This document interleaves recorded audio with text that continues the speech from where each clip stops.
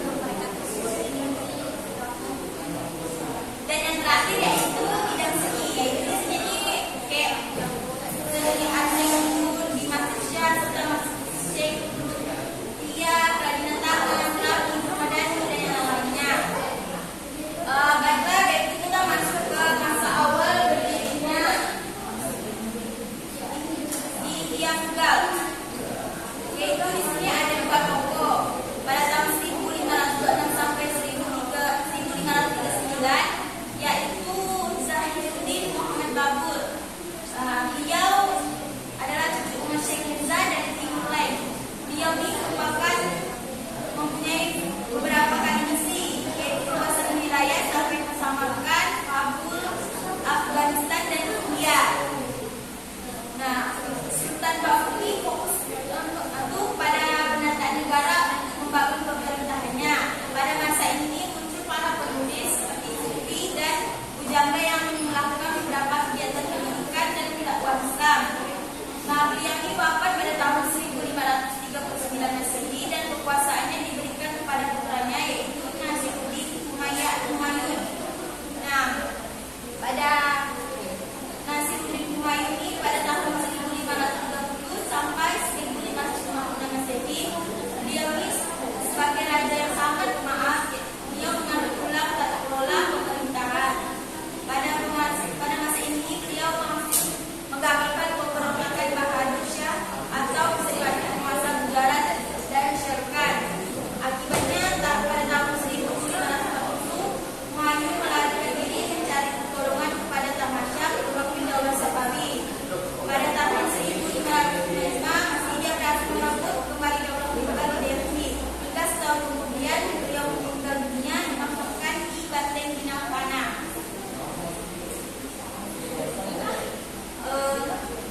Selanjutnya ada masa pengajuan daulah Mughal di India. Di sini ada 5 masa, yaitu pertama masa Jalaluddin Muhammad Akbar, yaitu pada tahun 1556 sampai 1605 Masehi. Beliau membawa Mughal sebagai kerajaan besar yang mengalami banyak kemajuan seperti dalam bidang militer, pendidikan, politik, seni, budaya, sosial, dan keagamaan. Yang kedua yaitu pada masa Nauruddin Muhammad Jahangir Pasha Ghazi, yaitu pada tahun 1605 sampai 1928 Masehi.